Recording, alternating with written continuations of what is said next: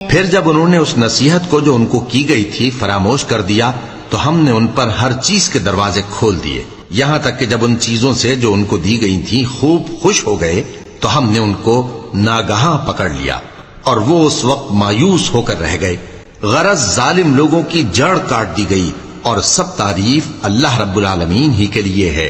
ان کافروں سے کہو کہ بھلا دیکھو تو اگر اللہ تمہارے کان اور آنکھیں چھین لے اور تمہارے دلوں پر مہر لگا دے تو اللہ کے سوا کون سا معبود ہے جو تمہیں یہ نعمتیں پھر بخشے؟ دیکھو ہم کس کس طرح اپنی آیتیں بیان کرتے ہیں، پھر بھی یہ لوگ روگردانی کیے جاتی ہیں۔ کہو کہ بھلا بتاؤ تو اگر تم پر اللہ کا عذاب بے خبری میں یا خبر آنے کے بعد آئے تو کیا ظالم لوگوں کے سوا کوئی اور بھی ہلاک ہوگا؟ اور ہم جو پیغمبروں کو بھیجتے رہے ہیں تو خوشخبری سنانے اور ڈرانے کو، پھر جو شخص ایمان لائے اور نیکوکار ہو جائے تو ایسے لوگوں کو نہ کچھ خوف ہوگا اور نہ وہ غمگین ہوں گے۔